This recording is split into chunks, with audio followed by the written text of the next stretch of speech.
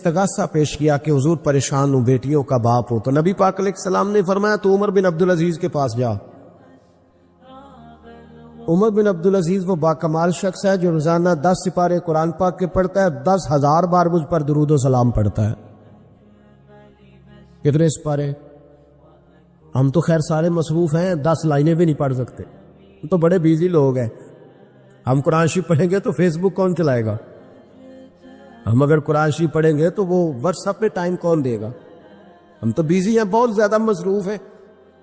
ہم اگر تھوڑی دیر قرآن شریف کھولیں گے تو وہ جو سیاسی تبصرہ سارا دن کرنا ہوتا ہے وہ کوئی گرنا نہ جائے کوئی آسمان سے چیز۔ ہم تو مطلب بیزی ہے۔ بادشاہ وقت کے بادشاہ 10,000 مرتبہ درود و سلام، اللہ اکبر۔ بس بندہ ارادہ کر لے تو اللہ اسے موقع بھی عطا فرمائی دیتا ہے، اللہ اس کی مدد کرتا ہے۔ 10,000 بار پڑھتے تھے۔ تو نبی پاک علیہ السلام نے کیا خوبصورت بات ارشاد فرمائی۔ محبوب فرمانے لگے 2-4 دن پہلے نا عمر بن عبدالعزیز نے 3,000 درود شریف کم پڑھا ہے، اسے جا کے کہے 500 دینار جرمانہ دے، وہ 500 لے آ، تیرا کام بن جائے گا۔ جناب عمر بن عبدالعزیز کے پاس وہ سید صاحب آئے، کہتے میں سمجھا کسی درویش کا نام بتایا ہے، میں سمجھا کسی خانقاہ کے سجادے کی بات ہے، کسی مسجد کے خطیب کی، کسی ادارے کے محتمم کی بات۔ لیکن جب میں ان کے علاقے میں آیا، میں نے پوچھا عمر بن عبدالعزیز کون ہے، تو لوگوں نے کہا وہ تو ہمارے حکمران ہیں۔ میں نے کہا بادشاہ؟ وہ لے چلو۔ جب میں گیا تو بڑا عالی شان جوبہ، سر پر تاج، دائیں بائیں دربار میں لوگ۔ پھر میرے دل میں خیال آیا میں غلط آدمی کے پاس تو نہیں آ گیا، یہ کون شخص ہے؟ لیکن جب میں لوگوں سے پوچھا کہ یہ عمر بن عبدالعزیز ہی ہے، کہا وہی ہے۔ کہتے میں ان کے قریب گیا، دیکھو راز کھل رہے۔ کہتے میں کان میں جا کے کہا 10,000 درود شریف پڑھتے ہو؟ کہتے انہیں شاک لگا، جھٹکا، یوں دیکھا، تجھے کس نے بتایا؟ میں نے کہا کوئی ہفتہ سوا پہلے 3,000 کم بھی پڑھا ہے۔ کہتے ہیں وہ تو ٹھٹھرنے لگے، فٹافٹ میرا بازو تھاما، کھولنے میں لگے، کہنے لگے کہ تو میری بیوی کو بھی نہیں پتا کہ میں پڑھتا ہوں، یہ تو میرے خاص خادم کو بھی نہیں پتا، یہ تو میرا اور خدا کا، میرا اور مصطفیٰ کا راز ہے، اللہ رسول سے میرا راز ہے، تجھے کیسے پتا چلا؟ کہتے ہیں وہ سید صاحب کہتے ہیں میں نے ان سے کہا کہ جن کے ساتھ آپ کا راز ہے مجھے انہوں نے ہی بتایا ہے، رازدار میں ہی بتایا ہے، اور محبوب نے فرمایا میں سید ہوں، مجھے گھر میں ضرورت تھی، صدقہ زکوٰۃ لے نہیں سکتا، مجھے حضور نے کہا جا اسے کہا تجھے 500 دینار دے۔ اگرچہ اتنی ساری نعمتوں میں یہ ایک نعمت ہے، لیکن آپ آنکھ نہیں ہے تو آپ کو تو اپنوں کا احساس بھی نہیں، آپ تو اپنوں کے چہرے بھی دیکھ نہیں پائے۔ کوئی بھی نعمت جو آپ کے پاس ہے، آپ کبھی محسوس کریں کہ اگر اس نعمت کا وجود ہمارے پاس نہ ہوتا تو ہماری کیفیت کیا ہوتی۔ یہ سانس ہے، ہم 2 دفعہ سانس کا استعمال کرتے، ایک دفعہ اندر جاتی ہے اور ایک دفعہ باہر آتی۔ اگر اندر نہ جائے تو بھی مسئلہ ہے، چلی گئی ہے لوٹ کر باہر نہ آئے تو بھی بہت بڑی مشکل ہے۔ تو اس کا اندر اور باہر جانا یہ زندگی کا احساس ہے۔ اگر کبھی سانس اکھڑنے لگے اور آپ کے سینے میں آپ کی سانس اٹکنے لگے تو ایک بہت بڑی تشویش ہے، ایک بہت بڑی آکسیجن ہے، پوری طرح سے انسان کو قید کر دیا جاتا ہے، اور وہ کہتا ہے کہ میرا تو سارا وجود سلامت ہے، ہاتھ کام کر رہے ہیں، پیر کام کر رہے ہیں، آنکھیں کام کر رہی ہیں، زبان کام کر رہی ہے، سب کچھ ٹھیک ہے، صرف سانس اکھڑ گئی ہے۔ تو انسان محسوس کرتا ہے کہ یہ ساری چیزیں سلامت ہونے کے باوجود میرے کسی کام کی نہیں۔ آپ کے پاس جتنی بھی نعمتیں ہیں ان کو اگر آپ شمار کریں تو کبھی آپ کہیں گے کہ ساری نعمتوں میں آنکھ زیادہ ضروری ہے، کبھی کہیں گے کان زیادہ ضروری ہے، کبھی کہیں گے زبان زیادہ ضروری ہے، کبھی کہیں گے دل زیادہ ضروری ہے، کبھی کہیں گے روح زیادہ ضروری ہے۔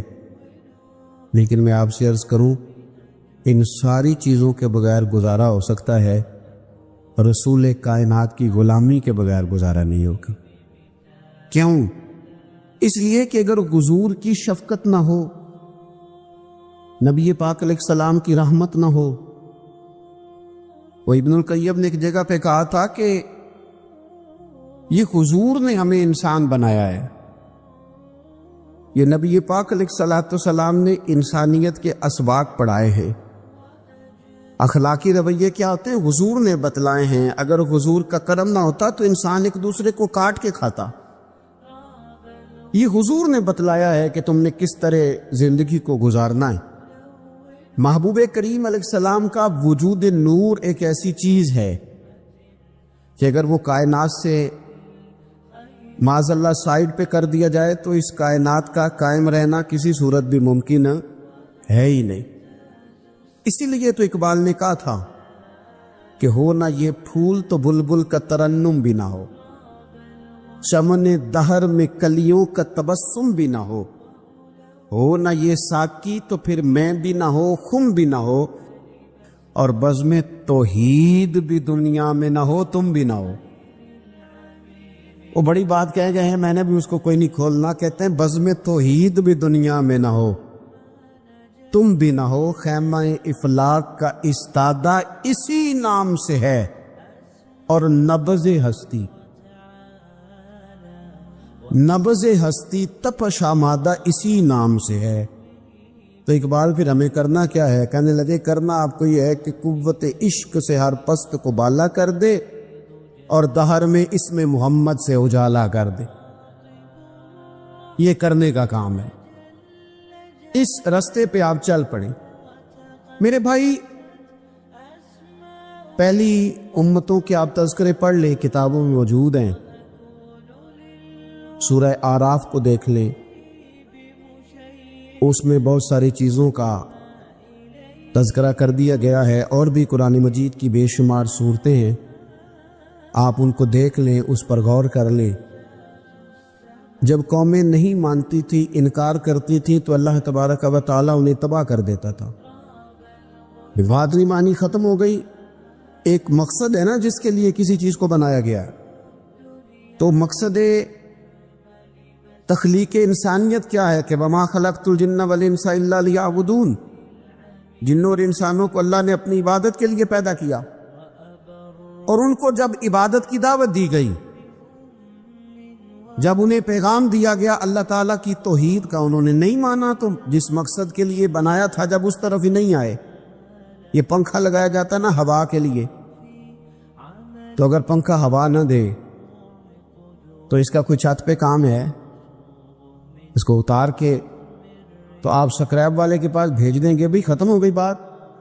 تو مقصد جو تھا نا اللہ کی عبادت تھی، تو جب قومیں اللہ کی عبادت کی طرف نہیں آئیں تو اللہ نے انہیں تباہ کر دیا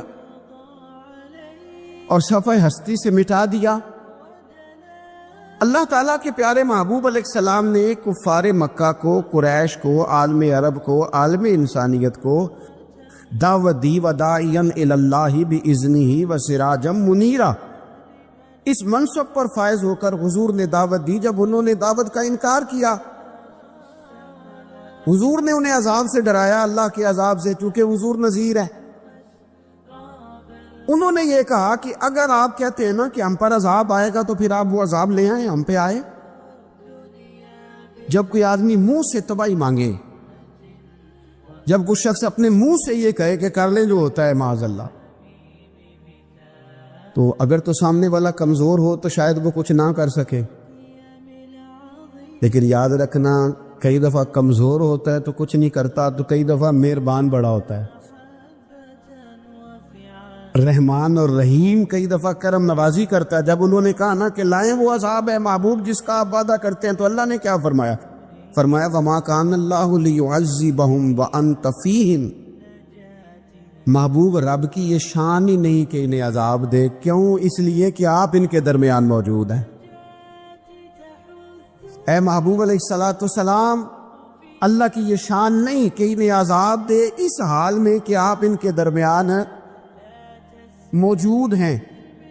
آپ میری بات کو سمجھیں گے، غور کریں گے کہ کافروں کے درمیان اگر حضور موجود ہوں تو عذاب نہیں آتا، تو قیامت میں جب حضور مومنوں کے بیچ موجود ہوں گے، مجھے کہہ لینے دو نا کہ اساں جے ہاں گناہیاں دا جدوں اعمال نامہ پھرول ہوئے، پھر ذرے ذرے نے سامنے آ جانا ہے، جو جو منہ تھی بولیا بول ہوئے، اساں بھی کول حضور دے بیٹھ رہنا ہے، لکھ عمل ترکڑی تول ہوئے، او دے کولوں بھی رب نے حساب لینا ہے جیڑا بیٹھا ہی محمد دے کول ہو صلی اللہ تعالی علیہ وسلم، او دے کولوں بھی رب نے حساب لینا ہے جیڑا بیٹھا ہی محمد دے کول ہوئے، جس کو کہتے ہیں قیامت حشر، جس کا نام ہے، جس کو کہتے ہیں قیامت حشر، جس کا نام ہے۔ تیرے دیوانوں کے لیے وہ دن تو جشن عام ہے، زیارت ہوگی نا حضور کی، تیرے دیوانوں کے لیے وہ دن تو جشن۔ اور ایک شاعر نے اور بات کھول دی، کہنے لگا ہر نظر کانپ اٹھے گی محشر کے دن، خوف سے ہر کلیجہ دہل جائے گا۔ اچھا جی پھر کیا ہوگا؟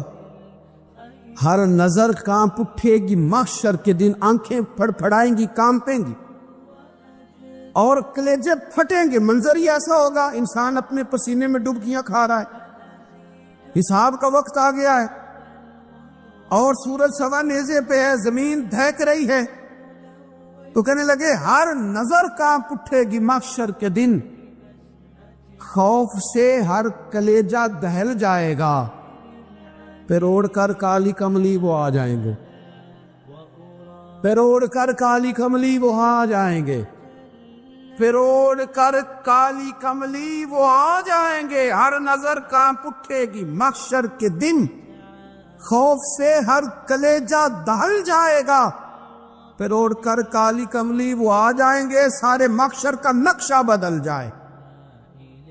میرے عزیز، حضور کے بغیر گزارا، نبی کریم کے بغیر کوئی چارہ، ہمارا کوئی سہارا ہی نہیں حضور کے بغیر، ہم کدھر جائیں سوائے محبوب کے۔ اس لیے نا صحابہ اس بات پر مطلع ہو گئے تھے، وہ نا بڑی بڑی دھیمی دھیمی باتیں پوچھتے رہتے تھے، اطلاع مل گئی تھی نا کہ اصل کرنا کیا ہے۔ تو جو رازدار لوگ ہوتے ہیں نا، وہ پھر دھیمے دھیمے راز کی باتیں کرتے۔ حضرت انس بن مالک حضور کے خادم تھے، اماں نے دے دیا تھا حضور کی بارگاہ میں، کہتے ہیں میں 10 سال مدینے میں حضور کی نوکری کرتا رہا، تو قریب سے دیکھا تھا نا سارا کچھ، بہت ساری احادیث ان سے مروی ہیں، بڑی چیزوں کو دیکھا تھا، تو ہم سیاڑے ہو گئے، باتیں سمجھ گئے، قریب رہنے والے لوگ تو قربان پچھانن والے ہیں، تو گل جان گئے، گل کھول دے نہیں، تو قریب پہنچ گئے تھے نا، تو سمجھ آ گئی تھی بات کی۔ تو ترمذی میں موجود ہے، ایک دن حضور سے پوچھتے، یا رسول اللہ قیامت والے دن آپ کو کہاں تلاش کروں؟ یعنی حضور علیہ السلام سے پوچھتے، حضور میں نا قیامت والے دن ہے، بھئی بات تو یہ نا کہ اعمال ٹھیک کیے جائے، معاملات پر توجہ دی جائے، عبادات کا خیال کیا جائے، جو ہمارے ذمے ڈیوٹیاں ہیں وہ پوری کی جائیں۔ تو وہ کہتے ہیں حضور وہ قیامت والے دن کہاں تلاش کروں؟ تو حضور نے بھی نہیں فرمایا کہ تو اعمال ٹھیک کر، مجھے ڈھونڈنے کی کیا ضرورت ہے، کہاں ڈھونڈوں؟ تو حضور فرمانے لگے مسکرا کے فرمانے لگے، چونکہ قربان پچھانن والے ہیں، تو اے گل جان گئے، گل کھول دے نہیں۔ حضور علیہ السلام سے کہا یا رسول اللہ میں نہ قیامت والے دن کہاں تلاش کروں؟ تو حضور فرمانے لگے حوض کوثر پہ۔ یا رسول اللہ وہاں کیا ہوگا؟ تو فرمایا امت پیاسی آئے گی تو میں جام بھر بھر کے پلاؤں گا، میں جام بھر بھر کے پلاؤں گا۔ ایسا کی تیری خیر تیرے میں کدے کی خیر، ایسی پلا کہ جس کا نشہ عمر بھر رہے۔ اور ایک نے کہا تھا کہ طیبہ سے منگائی جاتی ہے، سینوں میں رچائی جاتی ہے، توحید کی میں پیالوں سے نہیں نظروں سے پلائی جاتی۔ حضور صلی اللہ علیہ وسلم نے فرمایا حوض کوثر پہ بھی جام پلائیں گے۔ سیانے بڑے تھے، حضرت انس اور بلا ہمارا کر رہے تھے، یہ حضور سے پوچھ پوچھ کے نا تو ہمیں ایڈریس بتا رہے ہیں۔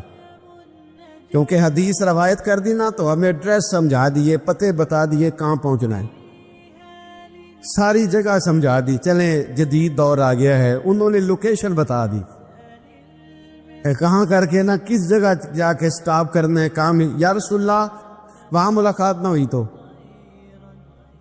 حضور نے فرمایا پھر پل صراط پہ آنا۔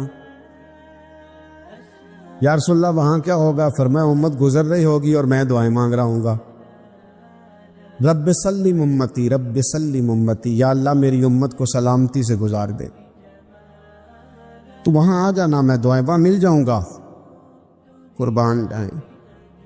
فاضل بریلوی بول پڑے، کہنے لگے خدا کی رضا چاہتے ہیں دو عالم، خدا چاہتا ہے رضائے محمد، اجابت کا جوڑا عنایت کا سہرا، دلہن بن کے نکلی دعائے محمد، اجابت میں جھک کر گلے سے لگایا بڑی ناز سے جب دعائے محمد، رضا اب پل سے وجد کرتے گزریے کہ ہے رب سلم دعائے محمد صلی اللہ۔ تو عرض کی یا رسول اللہ وہاں ملاقات نہ ہوئی تو؟ میں نے کہا وہ ہمیں لوکیشن سمجھا رہے تھے، انہیں تو پتا تھا پہلے ہی، ایک قربان پچھانن والے ہیں تو ایک گل جان گئے گل کھول دے نہیں۔ تو وہاں نہ ملاقات ہوئی تو حضور نے فرمایا پھر میزان عمل پہ آنا۔ یا رسول اللہ وہاں کیا ہوگا؟ فرمایا امت کے عمل تول رہے ہوں گے اور میں ان کے لیے دعائیں کر رہا ہوں گا۔ میں نہیں جا سکا کبھی بچوں کے ساتھ پیپر دلوانے، استاد کو اجازت نہیں دیتے، کہتے ایگزامینر اور آئے گا کوئی، جس نے پڑھایا ہو اسے اجازت نہیں کہ تو جا۔ ابا جی کو اجازت نہیں ہوتی کہ وہ ایگزامینیشن ہال میں جائے، وہاں تو کوئی اور لوگ آتے ہیں۔ یہ بھی عجیب سبق ہے نا کائنات کا کہ سارے تعلیم و تربیت کے اسباق بھی حضور پڑھائیں، رنگ بھی سارا حضور ہی بتائیں، اور قبر کے سوالات بھی سارے ہمیں حضور بتا دے، اور جب پیپر ہونے لگے تو سرانے میں کھڑے ہو جائیں تو پھر کہہ لینا ایک دفعہ پھر کہ وہ دیکھو لو کہ رب نے حساب لینا جیڑا بیٹھا ہی محمد دیکھو لو۔ بندے اپنے مالک سے بڑا پیار کرتے ہیں، اپنے رب کے ساتھ ان کا رشتہ بڑا محبتوں والا ہے۔ یہ تو ہو گئی اللہ تعالیٰ کی محبت۔ پھر نبی پاک صلی اللہ تعالی علیہ وسلم نے ارشاد فرمایا کہ تم میں سے کوئی شخص اتنی دیر تک مسلمان نہیں ہو سکتا، مومن نہیں ہو سکتا، جب تک وہ اپنے ماں باپ سے، اپنی اولاد سے اور تمام لوگوں سے بڑھ کر مجھ سے پیار نہ کرے۔ تو اللہ سے بھی محبت کرنی ہے اور ہر چیز سے بڑھ کر نبی پاک صلی اللہ تعالی علیہ وسلم سے بھی پیار کرنا۔ گویا اللہ اور اس کے رسول صلی اللہ علیہ وسلم کی محبت کامل ہوگی تو پھر ہی ایمان مکمل ہوگا، پھر ہی انسان کو ذائقہ اور لطف اور شوق نصیب ہوگا۔ میرے عزیز یاد رکھیے گا، انسان کو اللہ تعالیٰ نے جب دل دیا ہوتا ہے اور اس کے سینے کے اندر دھڑکنیں رکھی ہوتی ہیں تو کوئی نہ کوئی محبت تو وہ کرتا ہی ہے۔ بعض لوگوں کو دولت سے پیار ہو جاتا ہے، صبح و شام اپنے لاکھ کو دو کو چار کرنے کے چکر میں پڑے رہے۔ کچھ لوگوں کو اقتدار سے، کرسی سے، حکومت سے محبت ہو جاتی ہے۔ وہ بیچارے کہیں نیکی کا کام کرنے بھی جائیں، وہ بیچارے کہیں جنازہ پڑھنے بھی جائیں، کچھ بھی کرنے چاہیں تو نقطہ نظر سیاست رہتی۔ کچھ لوگوں کو شہرت سے بہت پیار ہو جاتا ہے، وہ ہر وقت چاہتے ہیں ان کی تعریفیں ہو، ان کے دل میں یہ خواہش مچلنے لگتی ہے کہ ہر وقت کوئی نہ کوئی ان کے گن گاتا رہے، ہر وقت کوئی نہ کوئی کسی نہ کسی جملے سے انہیں یاد کرتا رہے۔ یہ شہرت کی محبت، دولت کی محبت، اقتدار کی محبت، یہ انسان کے باطن کو اجاڑ دیتی ہے۔ اس کے جو روحانی معاملات ہوتے ہیں وہ سارے خراب ہو جاتے ہیں، کوئی کام بھی اللہ کی رضا کے لیے نہیں کر پاتا، ہر وقت اس شوق میں لگے رہنا کہ میں کوئی بھی کام خیر کا کروں تو اس میں میری تعریف ہو، میری ستائش ہو، میرے لیے یہ جملے کہے جائیں کہ میں بڑا عظیم آدمی ہوں، میں بڑی خدمات سر انجام دیتا ہوں۔ اور آج کل تو نچلی سطح سے لے کر اوپر تک یہی حال ہے کہ لوگ کام کرنے کے لیے نہیں کرتے، کام دکھانے کے لیے کرتے۔ اس کے نتائج یہ ہے کہ جو روحانی زندگی ہے نا، بندہ عبادت کرے، خدمت کرے، کوئی ڈیوٹی کرے تو اپنے رب کے قریب چلا جائے۔ وہ بعض لوگ نیکی کا کام کر کے بھی وہ روحانیت نہیں حاصل کر پاتے۔ اس پر اللہ کے پیارے حبیب صلی اللہ تعالی علیہ وسلم کا ایک فرمان سمجھنے کے لیے اور سیکھنے کے لیے بڑا اہم ہے۔ کریم فرماتے ہیں کہ دو بھوکے بھیڑیا ویسے ہی خطرناک ہوتا ہے، اور اگر بھوکا ہو تو پھر اور خطرناک ہو گیا۔ حضور فرماتے دو بھوکے بھیڑیے بکریوں کے ریوڑ میں چھوڑ دیے جائیں تو وہ اتنا نقصان نہیں کرتے جتنی دولت اور شہرت کی محبت انسان کے باطن کا نقصان کرتی۔ اجڑ جاتا ہے باطن، برباد ہو جاتی ہے کیفیات، وہ جو خاص لذات ہوتی ہیں مسجد حاضر ہونے کی، عبادت کرنے کی، غریبوں کی مدد کرنے کی، وہ ساری لذات چلی جاتی۔ وہ دکھانا، سکھانا، سنانا، فیس بک پہ ڈالنا، انہی چکروں میں الجھ کر لوگ اپنی روحانی زندگی کو ضائع کر بیٹھتے۔ اور اس پر پھر ایک بڑی مضبوط حدیث بخاری مسلم میں اس طرح بھی موجود ہے کہ حضور علیہ الصلوۃ والسلام نے فرمایا قیامت والے دن اللہ کے حضور ایک شخص کو کھڑا کیا جائے گا جس نے سخاوت بڑی کی ہوگی، لاکھوں کروڑوں اللہ کی راہ میں بظاہر خرچ کیے ہوں گے، تو اللہ فرمائے گا یہ میں نے دولت دی تھی تو کیا کیا؟ مالک میں نے تیرے رستے میں خرچ کیا۔ تو اللہ تو دلوں کے حال جاننے والا ہے۔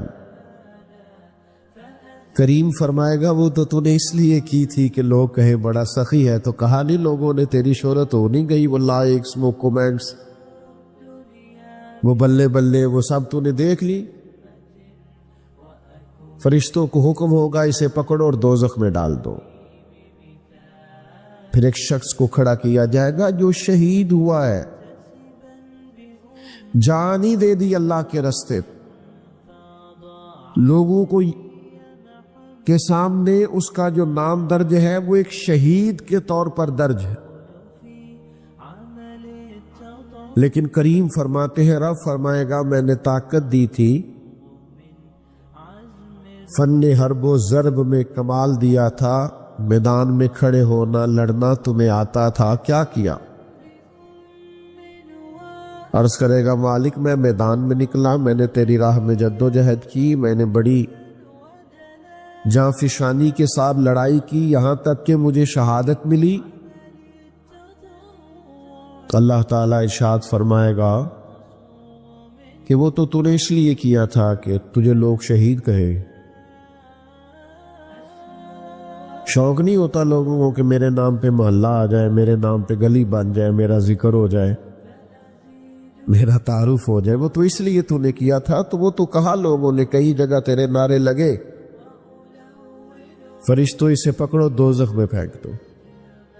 اور سنو نا یار، کریم فرماتے عالم قاری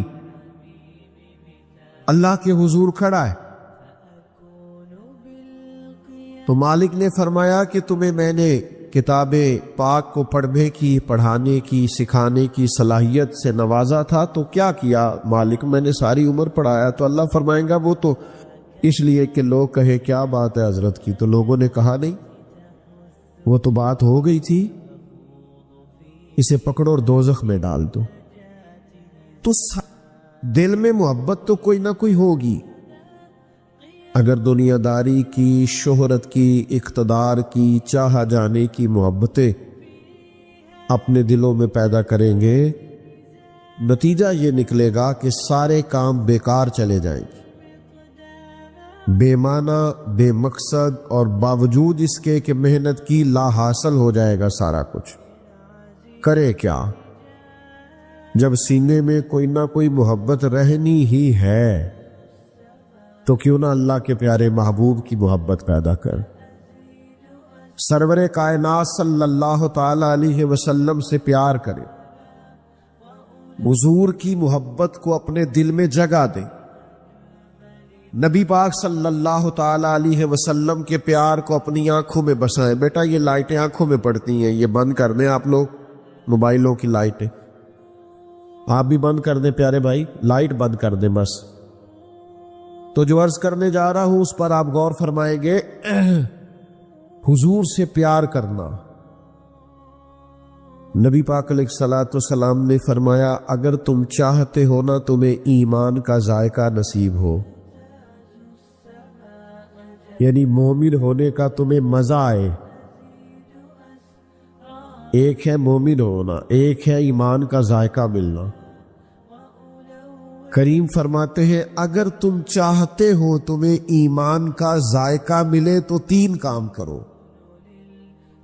ایک تو ہر چیز سے بڑھ کر اللہ اور اس کے رسول سے پیار کرو، اور اس کا زبانی صرف دعویٰ نہیں کرنا چاہیے، اس کا خالی نعرہ نہیں لگانا چاہیے، یہ پتہ چل جاتا ہے بندے کو، خود پتہ ہوتا ہے مجھے ہر چیز سے بڑھ کے اللہ رسول سے پیار ہے کہ نہیں، پتہ چل جاتا ہے۔ فجر کی اذان ہو گئی، آنکھ کھل گئی، پتہ چل گیا نماز کا ٹائم ہے، اب جو سویا رہا اسے نیند سے پیار ہے، اور جو اٹھ گیا اسے رب رسول سے پیار ہے،